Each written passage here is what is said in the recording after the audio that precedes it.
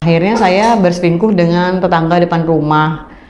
Tuh, tapi setelah saya berselingkuh dengan tetangga depan rumah karena saya khawatir istrinya tahu karena rumah kami depan-depanan, akhirnya saya memutuskan untuk berhenti berselingkuh dengan tetangga tersebut.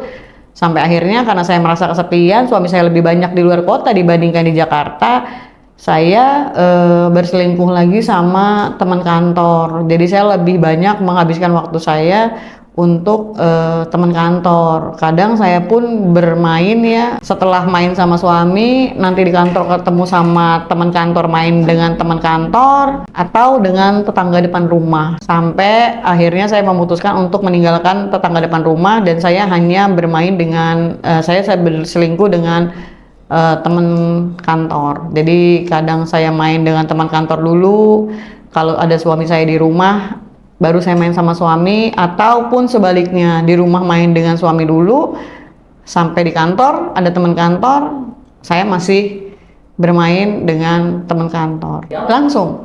Karena memang sebelumnya juga dari saat saya kenal, beliau lebih banyak di luar kota dibandingkan di Jakarta. Bekerja sebagai apa?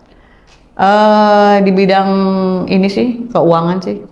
Oh, keuangan. Biasanya pulang sebulan sekali. Nggak tentu, kadang sebulan cuman 2 hari berangkat lagi gitu. Jadi lebih banyak di luar kotanya dibandingkan di rumah. Ya itu semua udah pasti kita lakukan ya, karena butuh ya. Tapi kan saya butuhnya real orangnya gitu, butuhnya kehangatannya secara langsung, bukan cuma sekedar by phone gitu doang, bukan gitu. Jadi ya sehingga itulah yang memicu untuk terjadinya perselingkuhan dengan orang lain. Kenapa memilih tetangga di depan? Ya gimana ya, si orangnya karena badannya atletis. Kalau suami saya kan badannya kecil gitu ya, nggak terlalu tinggi gitu ya. Terus tampangnya, karena suami saya sama saya kan umurnya jauh di bawah saya ya, beda 5 tahun. Jadi apa ya, terlihat kalau buat saya tuh terlihat kurang gitu ya. Tapi ya namanya selingkuh kan pasti nyari yang lebih dari rumah gitu. Nah di depan rumah tuh badannya atletis, terus bewokan, berbulu, dan yang nomor satu sih ya dia beda sama yang di rumah saya gitu, sama suami gitu. Jadi lebih besar selingkuhan. Jadi ya mau nggak mau ya terpaculah adrenalin untuk berbuat itu. Oke, kronologi awalnya akhirnya kalian berselingkuh. Mungkin awalnya kalian datang dulu sampai akhirnya pendekatan tuh kayak gimana dulu kronologinya?